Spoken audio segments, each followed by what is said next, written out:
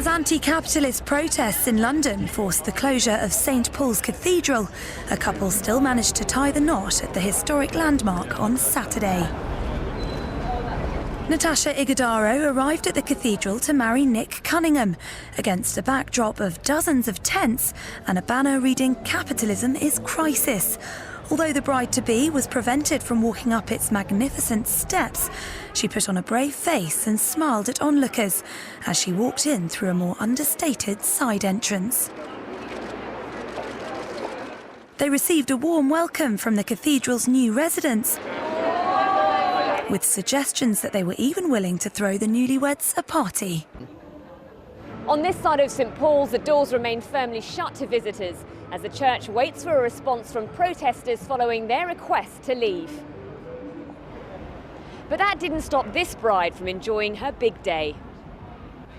The groom, a city worker, arrived relaxed despite the uninvited guests only yards away, and even the bride's family were all smiles. Were you a bit worried about the protesters outside the front? Yes, I was a bit, but as you see, it's still going to take place, and there's not too much of a problem here anyway, so it's quite okay. With no compromise in sight, the cathedral will be shut again tomorrow, and it's unclear when its doors are likely to reopen. This blushing bride put on a brave face as she tied the knot at St Paul's Cathedral, despite continuing protests by anti-capitalist demonstrators outside the historic monument. Natasha Ighodaro arrived at the cathedral to marry Nick Cunningham via a side entrance, avoiding the backdrop of dozens of tents and a banner reading "Capitalism is crisis." As worshippers and visitors were being turned away over health and safety fears, the couple were allowed to go ahead with their scheduled wedding inside the building. The decision to close the cathedral is said to be costing around £16,000 a day in funding.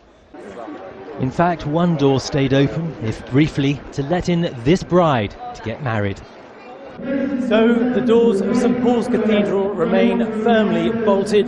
The authorities here say they'll remain closed as long as the camp is here. But the campers have been here for 6 days, and they say they're not going anywhere.